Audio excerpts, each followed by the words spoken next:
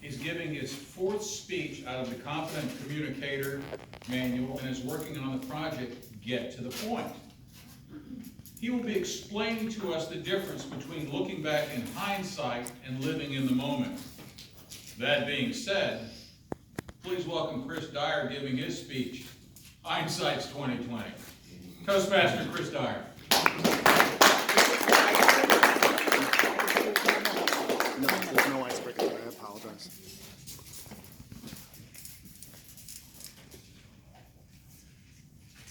Two roads diverged in a wood, and I took the road less traveled.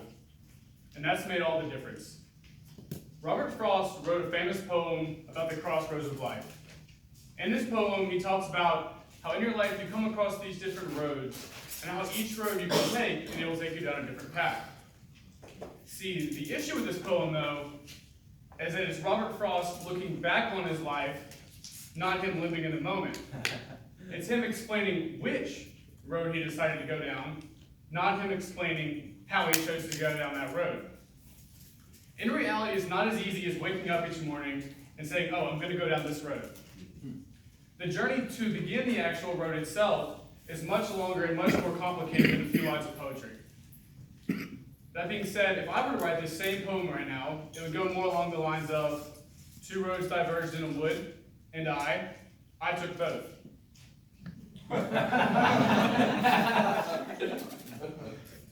The first road I'm going down right now is the corporate America road.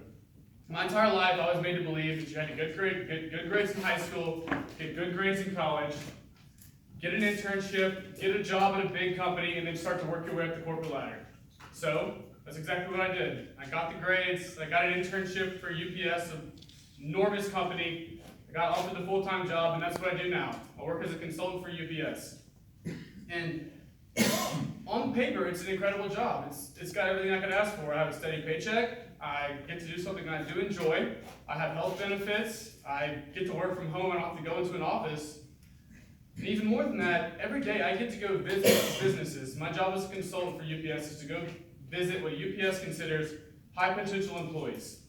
And the reason we do that is because they want to invest our consulting services to grow their business in exchange for their packages. So the way it works is I'll go visit customers, I'll speak with the owners, I'll diagnose their business, I'll find all their inefficiencies.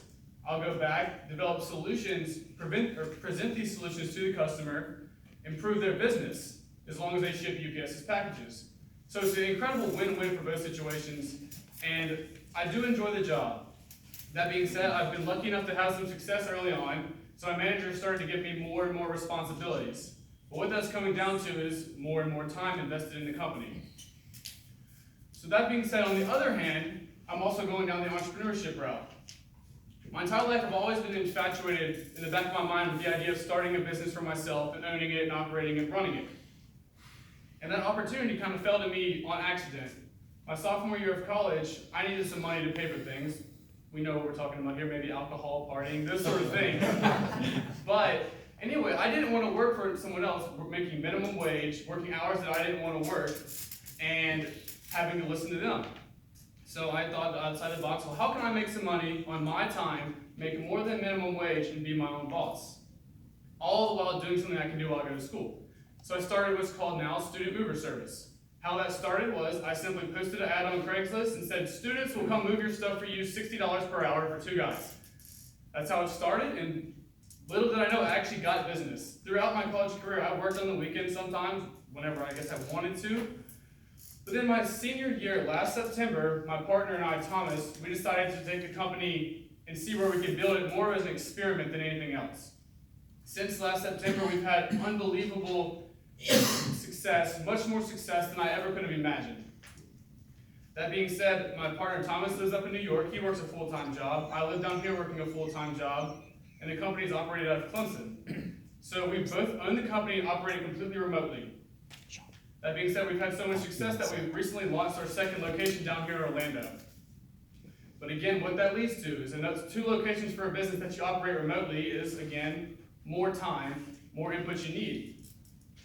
So what that's coming down to is right now, I'm at a conflict. I work full-time for UPS, I work full-time for my company. What that means is during the day, from my 9 to 5, I work for UPS, and from 9 until I go to sleep, I typically work for my company.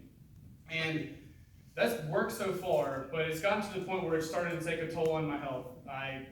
I'm getting to the point where I'm starting to get too stressed out. I realize that I can't continue this long-term with both. Also, what it means is that it starts to make me think, well, I'm succeeding at one, I'm succeeding at the other, but I'm not fully succeeded because I'm not fully invested.